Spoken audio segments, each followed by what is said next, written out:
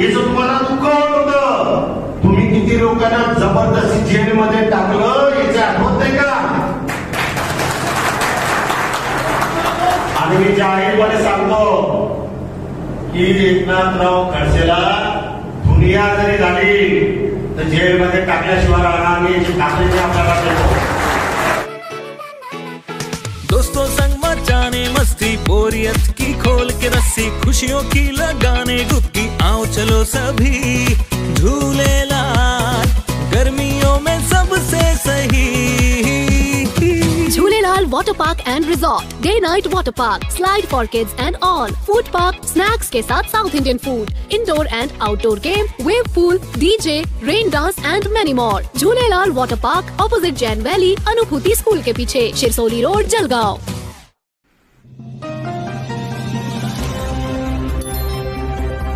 नमस्ते, आदाब. मैं anchor Divya Kamble CBN news 18 में आपका स्वागत करती हूँ. CBN न्यूज 18 हर समस्या में आपके साथ, हर खबरों में सच्चाई से आपके पास, क्योंकि हम सच दिखाते हैं.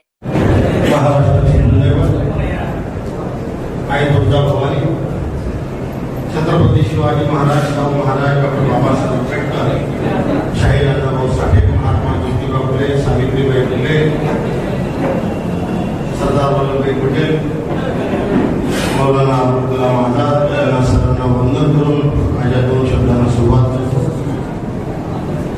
आजच्या या ठिकाणी व्यासपीठावर उपस्थित आदरणीय अनिल भाऊ, सर्व सन्माननीय व्यासपीठ, सर्व सन्माननीय कार्यकर्ते, बंधूंनो, मित्रांनो, माझ्या मातांनो, भगिनींनो, सर्वात अगोदर तर आज सर्वांच्या मनामध्ये मोठ्या प्रमाणात राग आहे आणि तो जो राग आहे त्या रागचं महत्वाचं कारण जर का काही असेल तर त्याचं की येणारी लोकसभेची सीट घालवण्याचा हा प्रयत्न आहे असं दिसत आहे, म्हणून सगळ्यांचा राग आहे असं माझं मत आहे. आज ज्या ठिकाणी आपण पाहिलं की नुसती पैशामुळे सुद्धा उमेदवारी भेटू शकते, हे आश्चर्याची गोष्ट मी आतापर्यंत काही ठिकाणी ऐकली होती, परंतु राष्ट्रवादीमध्ये पहिल्यांदा ऐकतो असं माझं मत आहे. 10 ठीक आहे, ते आता पुढे पोहोचले ते आपण त्याच्या संदर्भात नंतर चर्चा करूच, कारण सगळ्यांना माहिती आहे. आज या ठिकाणी तुमचा सर्वांचा विचार विनिमय खरं जर म्हटलं घेण्यासाठी तुमच्या सर्वांच्या कल्पना आणि तुमच्या मनामध्ये किती आनंद होता आहे आणि राहील की ज्यावेळेस खरं जर म्हटलं तर पैशावरच निवडणुका होता हे जर कोणी म्हणत असेल तर हे साफ चुकीचं आहे. कारण हे संतोष चौधरी 24/11/91 पासून पाहिलेलं आहे की 450 रुपयात फक्त नगरसेवक मला माझ्या कार्यकर्त्यांनी केले. त्यावेळेस 4 मंडळाचा अध्यक्ष होतो मी फक्त, आणि त्या 4 मंडळाच्या आपल्या कार्यकर्त्यांनी, आपल्या वार्डातल्या लोकांनी मला त्या ठिकाणी सर्वात फलाटे उमेदवार ज्यांची 35 वर्ष नगरपालिकेमध्ये झाली होती असे मागलाल भिक्षेन जैन यांच्या विरुद्ध मला निवडून आणलं होतं फक्त 450 रुपयामध्ये. काही लोकांना वाटत असेल की तयारी फक्त लोकसभेची आताच आहे, आणि लोकांनी सांगितलं की 1दा नाही 2दा नाही 4दा 5दा झाला. वारंवार धोका देण्याचं काम या ठिकाणी पक्षाकडे झालं आहे, आपण पाहिलं सुद्धा, परंतु तरी सुद्धा आम्ही पवार साहेबांची कधी साथ सोडली नाही.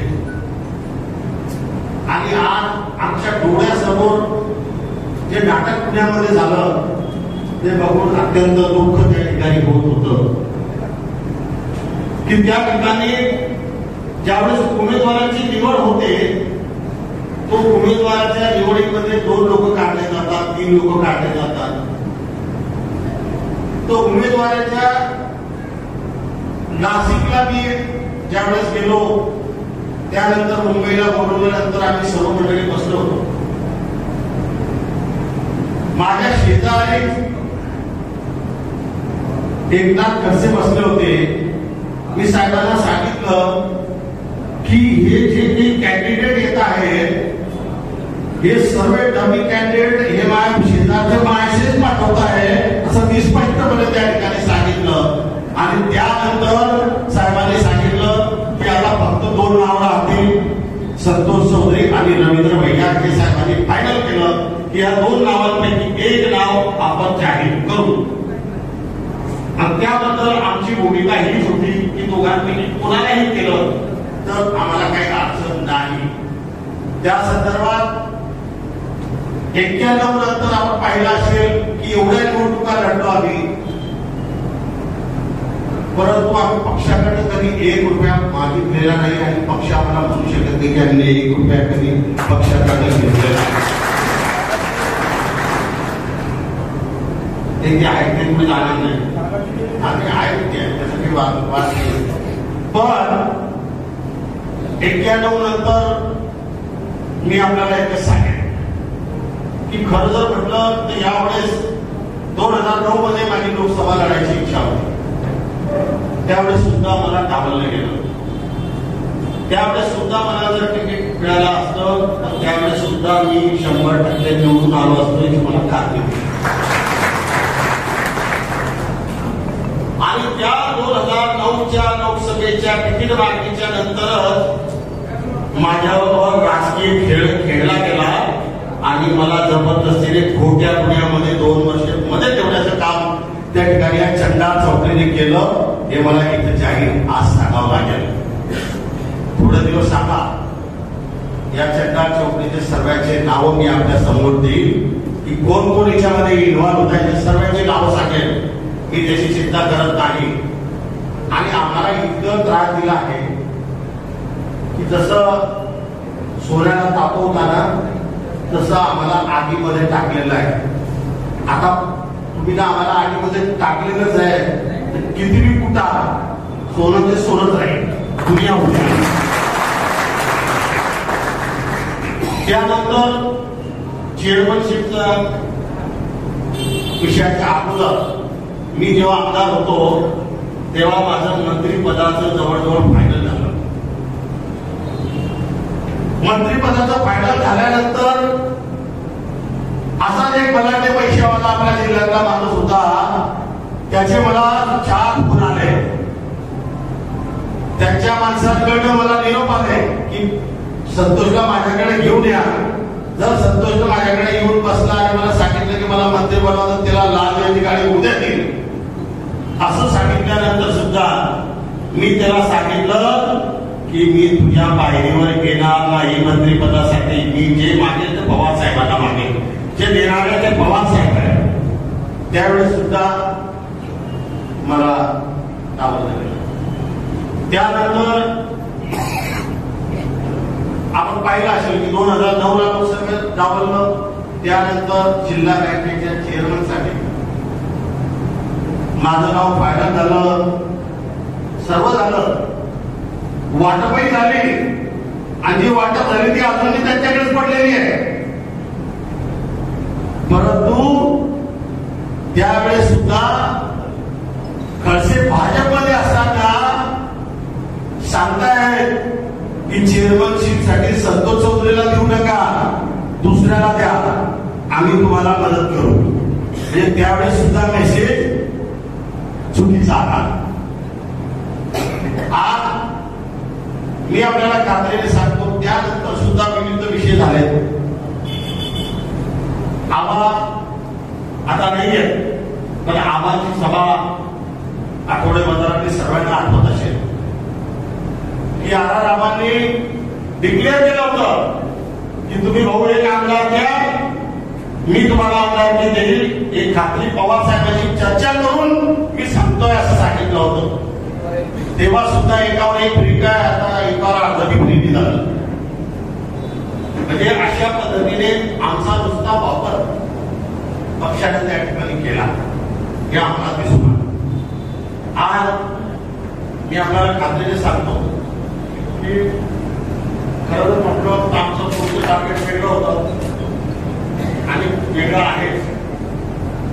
त्या लोकसभा यावेळेस तरी लढण्याचं माझं काही म्हणत नव्हतं किंवा मतही नव्हतं.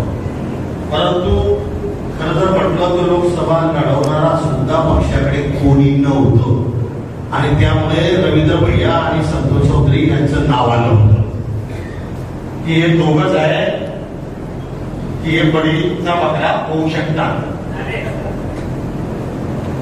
म्हणून आमच्या दोघांचं नाव फिक्स झालं आणि त्यानंतर रवींद्र भैयांना सांगितण्यात आलं की तू तयारी कर, एवढे आ मी एवढे आणि तुला पक्षातर्फे देऊ.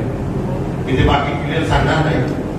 परंतु रवींद्र भैयांनी नंतर सांगितलं साहेबांना की माझ्याकडनं जमत नाहीये आणि मी काही लढू शकत नाही. त्यानंतर मी दुसऱ्या दिवशी साहेबांकडे गेलो आणि साहेबांना भेटलो आणि विचारलं की म्हटलं साहेब आता काय करायचं पुढे. तुम्हाला साहेबांनी स्पष्टपणे सांगितलं की रवींद्र भैयाने नाही सांगितलं आता तू एकटा आहे. मी साहेबांचा आशीर्वाद घेतला आणि तिथून निघालो. आता एकटा असल्यानंतर मला थोडी माहिती की 1 आणि 1 11 नंतर होतील. आता ते 1 आणि 1 11 कसे झाले काय झाले त्याच्या संदर्भात मी नंतर बोलेलच. परंतु सांगितलं बच्चू भाऊशी माझं बोलणं झालं आणि भाऊचं बोलणं झालं, सगळ्यांचं बोलणं झालं. परंतु मी आजही मला आठवते आणि माझा आजही हा विश्वास आहे की पवार साहेब 15 वर्ष झाले आम्हाला तुम्ही साईडला टाकून सुद्धा आम्हाला 15 वर्ष सुद्धा न्याय मिळत नाही. ज्यांनी करोडो रुपये पक्षासाठी खर्च केले, आमचं रात्रदिवस एक केलं, बलिदान दिलं, 2 वर्ष जबरदस्तीने खोट्या केस मध्ये राहिलो. माझ्या परिवाराने काय वेदना भोगल्या त्या मला माहिती आहे. माझ्या कार्यकर्त्यांनी काय वेदना भोगल्या आहेत, काय वेदना माझे कार्यकर्ते भोगतायत याची सुद्धा मला कल्पना आहे.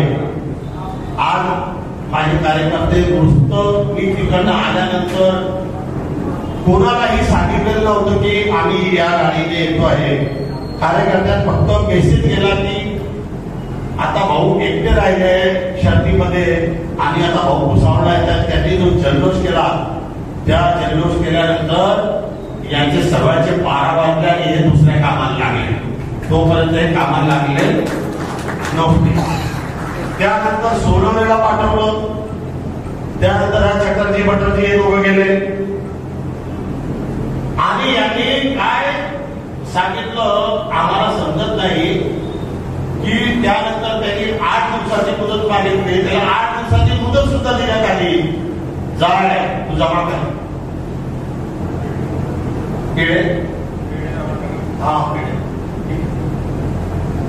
तर त्या ठिकाणी 8 दिवसानंतर त्याच्या 2 दिवस अगोदर मी जयंतरावांकडेच बसलो होतो. तर जयंतरावांनी सर्व तालुका अध्यक्षांना फोन करून विचारलं किंवा कशी परिस्थिती राहील, काय राहील, कोण इकडे राहील. सर्व तालुका अध्यक्षांनी आणि आपल्या जिल्ह्यातल्या लोकसभेच्या मतदारसंघातल्या लोकांनी सांगितलं की या व्यक्तीला समोरच्या फाईट देऊ शकतो नाही तर निवडून येऊ शकतो फक्त संतोष चौधरी देऊ शकतो. त्यानंतर तो 8 दिवसाचा कालावधी त्यांना देण्यात आला चटर्जीला आणि भटर्जीला. हे दोघांनी सर्वांकडे गेले, तालुका अध्यक्षांकडे गाड्या पाठवल्या आणि त्यांना पुण्याला बोलवलं. यांनी बोलवलं सर्वांनी, परंतु त्यांनी व्यवस्था करून दिली गाड्याची. आणि मग मी जर गाड्यांची व्यवस्था केली कशासाठी ते नाटक करायची गरजच नव्हती. आणि विशेष म्हणजे तिथे इंटरव्ह्यू साठी सुद्धा पहिले पैशावाल्याला बोलवलं गेलं आणि त्याला इंटरव्ह्यू त्याचा केव्हा घेण्यात आला, त्याचा पक्षात प्रवेश नसताना पहिले तिकीट फायनल केलं नंतर प्रवेश झाला. हा एक महत्वाचा विषय. असं मी जगामध्ये जीवनामध्ये ते पाहिलं नाही. परंतु तरी ठीक आहे. आता कार्यकर्त्यांचं म्हणणं आहे की आपण खूप लढलो, ठीक आहे, अन्याय तर खूप झाला आहे. परंतु अजून सुद्धा मी माझ्या हृदयामध्ये हेच आहे.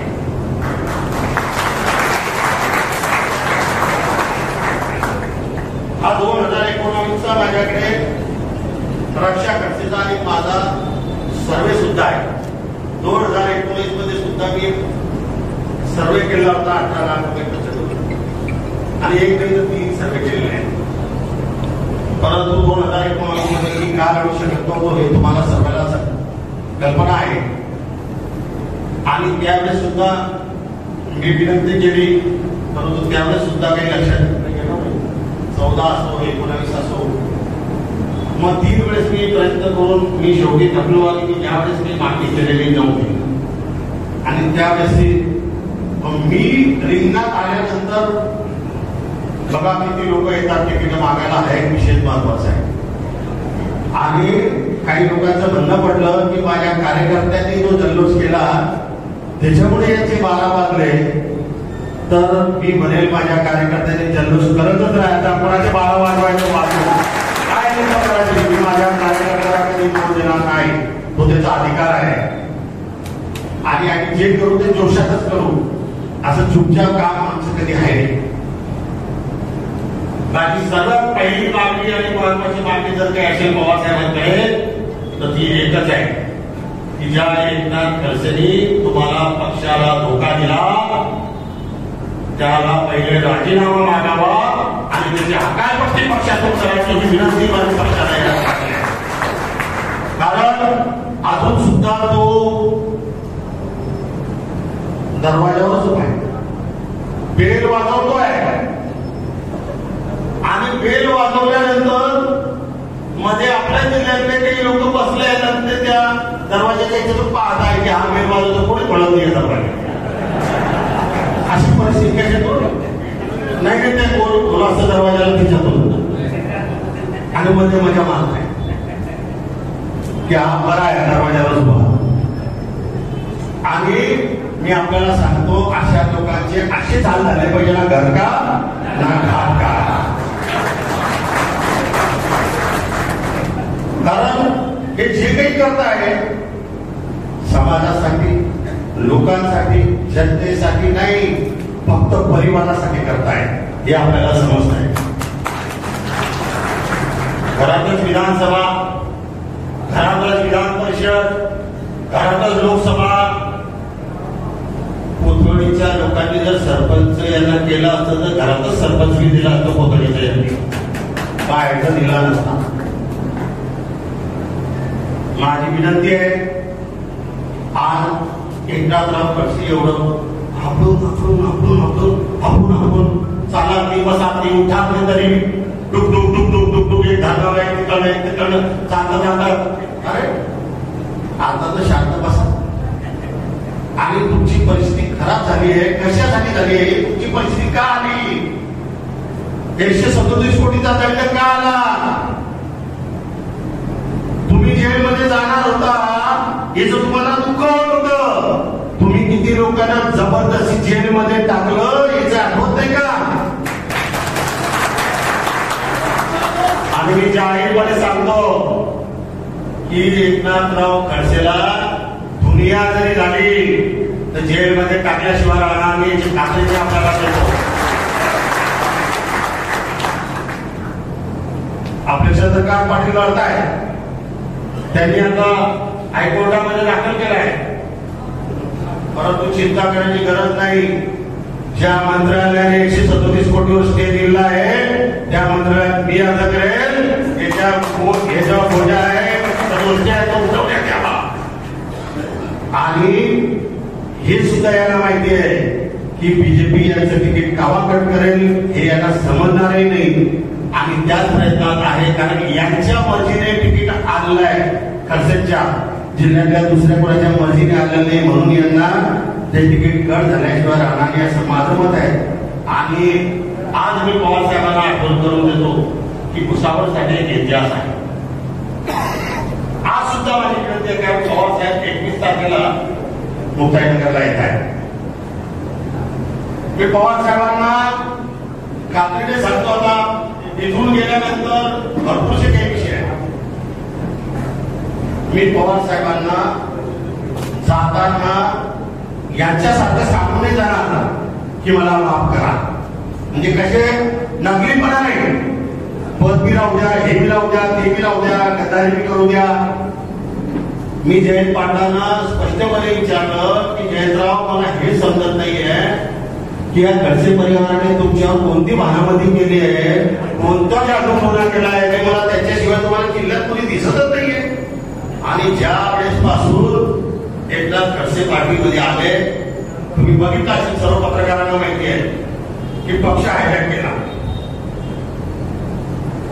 अजितदादा आले, मोठ्या थाटामाटाने 10 नगरसेवक यांच्यामध्ये प्रवेश. भाजपमधून सुनील देवे घोषणा देताना भाजपचीच देतोय तिथे मी. आणि जसं एमएलसी झाली तसे 11 नगरसेवक आहे, 10 आले 11 गेले. हे तुम्हाला आम्हाला सर्वांना माहिती आहे. आणि जे यांची माणसं आहेत ते पक्षात आलीच नव्हती, हे फक्त एमएलसी साठी आणि त्यावेळेस राष्ट्रवादीची सत्ता होती म्हणून या होते. हे मी आपल्याला खात्रीने सांगतो, कारण यांना सत्तेमधून वाचायचं होतं, पदं पाहिजे होती. आणि एवढंच नाही तर मंत्रीपद सुद्धा पाहिजे होतं. मंत्रिपदाची मिटिंग सुद्धा लावायचा प्रयत्न त्या ठिकाणी झाला होता, परंतु त्यावेळेस काय झालं काय माहिती नाही, साहेबांनी काही दिलं नाही. पण याच्या व्यतिरिक्त अजून काही मुद्दे आहेत, भरपूर मुद्दे आहेत. मी आपल्याला खात्रीने सांगतो की आता मी 2 दिवस मुंबईला जाणार आहे, तिथून दिल्लीला जाणार आहे. ज्या काही घडामोडी घडवायच्या ते मी बी घडवेलच. मी काही सोडणार माणूस नाही. आणि भविष्यात तुम्हाला मी सांगतो खात्रीने की 4 पक्षाचे मला निमंत्रण आहे आणि ते मी प्रदेश अध्यक्ष म्हणून निमंत्रण आहे. मला शेवटी नाईलाजाचा निर्णय घ्यावा लागला तर मी प्रदेश अध्यक्ष होईल आणि निर्णय घेईल, कारण एबी फॉर्मवर सही माझीच लागेल असं काम मी केलेली करेल की जीवनात कोणी कोणाला एबी फॉर्म मागायची मला गरज पडणार नाही असा प्रयत्न माझा बौद्धिक शक्तीवर आहे. आणि जी पार्टी कोणत्याही राज्यातली असेल त्या पार्टीची निशाणी, आणि जर आपण 4 दिवसात तुतारी एवढी वाजवू शकतो, आपली जे बी निशाणी आहे ते 4 दिवसात एवढी जोरात वाजवू की ते महाराष्ट्रात गाजवू आपण. आणि महाराष्ट्रामध्ये दाखवून देऊ एक लहान माणूस, एक ओबीसी समाजाचा माणूस, एक ओबीसी कार्यकर्ता महाराष्ट्रामध्ये काय घडवू शकतो ते आपण घडवल्याशिवाय आम्ही खात्री आहे. मुंबई दिल्लीहून जाऊन आल्यानंतर सुद्धा 21 तारखेला पवार साहेबांना भेटून सांगेल, तो निर्णय घ्यायचा आहे, तो निर्णय पवार साहेबांना भेटून सांगून निर्णय घेईल. आणि 24 तारखेला आपण त्या ठिकाणी लोकसभेचा फॉर्म भरू.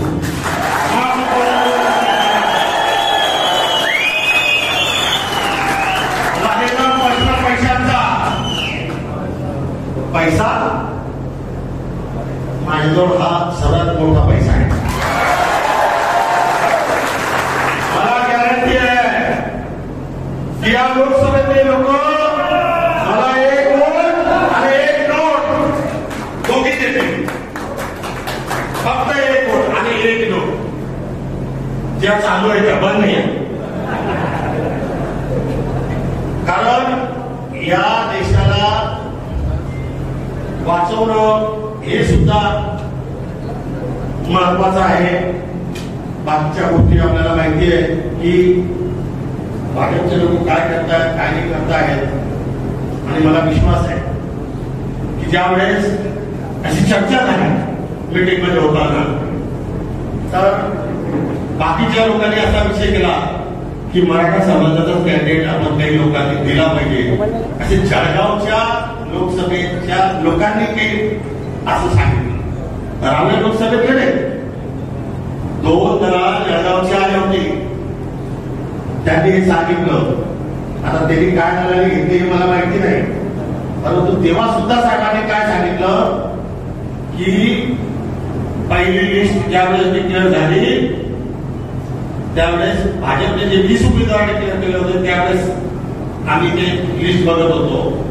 तर साहेबांनी सांगितलं की फक्त 7 मराठा दिले त्यांनी, बाकी इतर दिले.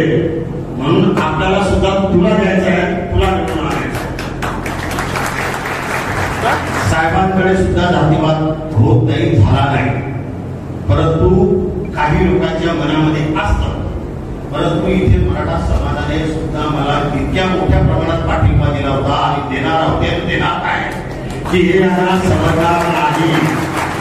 आज सुद्धा प्रत्येक तालुक्यामध्ये प्रत्येक समाजाचा माणूस जातो ते जाती धर्माचा असो, तो मला आपला लहान बंधू समजून त्या ठिकाणी मदत करेल, वोटिंग करेल. आणि तेवढंच नाही तर त्यांना माहिती आहे की काम करायची धमक आपली किती आहे.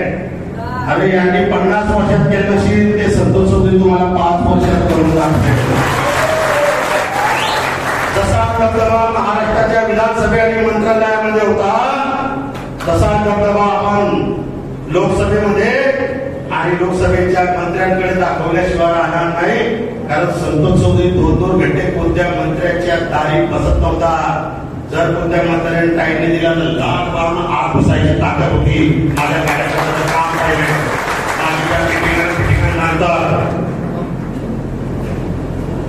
या पद्धतीने आपलं काम आहे आणि काम कार्यकर्त्यांचं झालं पाहिजे. माझ्या कार्यकर्त्यांच्या ज्या भावना आहेत त्या भावना मी समजू शकतो, परंतु आपण जो काही निर्णय घेणार आहोत घेतोय तो साहेबांना सांगून घेणार आहे. साहेबांना सांगून आपल्या कार्याची सुरुवात करणार आहोत एवढीच खात्री या ठिकाणी देतो. आणि मला बाळासाहेबांची आज आठवण येते. आपण माहिती असेल की बाळासाहेबांनी जाहीर सभेमध्ये भुसावळमध्ये ज्याच्या जाहीर सभेसाठी आले होते त्या जाहीर सभेत आमच्या सर्वांच्या विनंतीनुसार तिकीट बदलवलं होतं. तसंच आज आमची अपेक्षा पवार साहेबांकडे आहे की त्याच्या सभेमध्ये आपण कोणत्याही नगरमध्ये असो किंवा भुसावळमध्ये असो जिथे सभा असेल तिथे आपण हा बाळासाहेबांचा जो पाहणा होता तो कागद द्यावा एवढीच विनंती मी या ठिकाणी करतो. माझे शब्द संपन्न करतो. जय हिंद, जय भारत. दोस्तों संग मचाने मस्ती, बोरियत की खोल के रस्सी, खुशियों की लगाने डुबकी, आओ चलो सभी झूले लाल, गर्मियों में सबसे सही.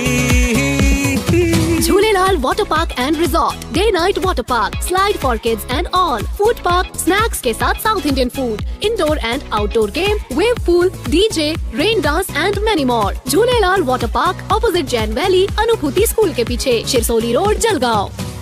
मैं अलविदा लेती हूँ. आपकी इसका दिव्य कामले देखते रहिए CBN. Press the bell icon on the her YouTube समस्या में and आपके never साथ. miss another हर खबरों में सच्चाई से आपके पास, क्योंकि हम सच दिखाते हैं. हमारे CBN News 18 चैनल को सब्सक्राइब करें. जय हिंद, जय महाराष्ट्र.